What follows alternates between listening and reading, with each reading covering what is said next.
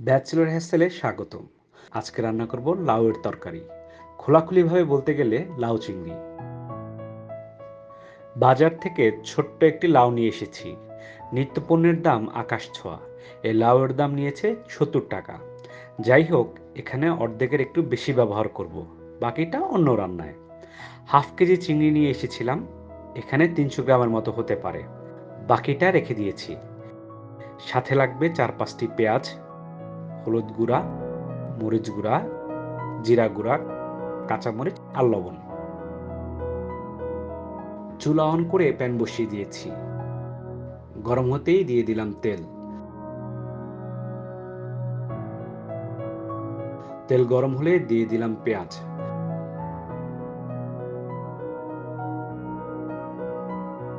পেঁয়াজের রং পরিবর্তন না হওয়া পর্যন্ত হালকা আঁচে ভাজবো।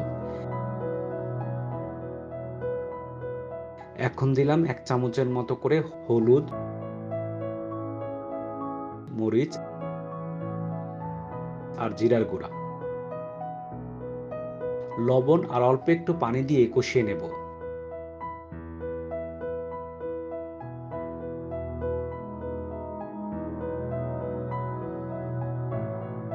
তেল উঠতেই দিয়ে দিলাম চিংড়ি মাছ আর অল্প কয়েকটি কাঁচামরিচ। ভালোভাবে নেড়েচেড়ে কষিয়ে নেব। চুলার আঁচ আরেকটু কমিয়ে ঢেকে দিলাম। এই অবস্থায় থাকবে কয়েক মিনিট।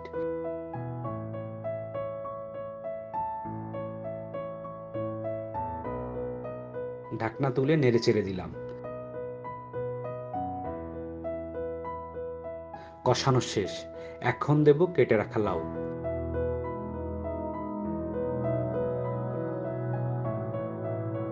সবকিছু ভালোভাবে মিশিয়ে নিয়ে ঢাকনা দিয়ে দেব।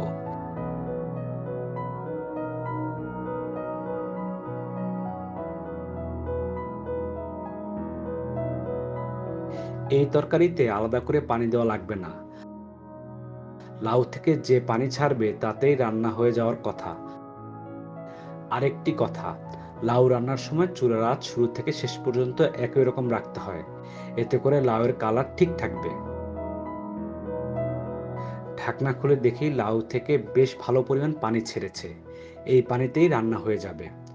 আর না ঢেকে এভাবেই রান্না করব।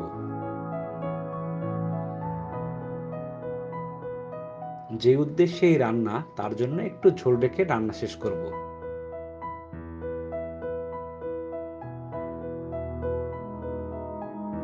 চুলা অফ করে একটা পাত্রে ঢেলে নিলাম।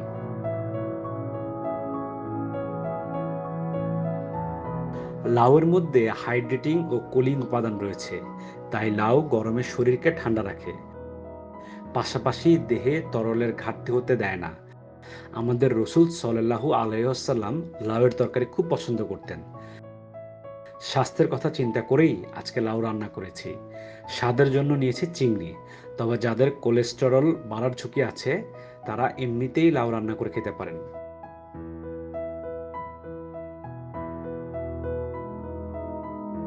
সবার জন্য শুভকামনা। আল্লাহ হাফেজ।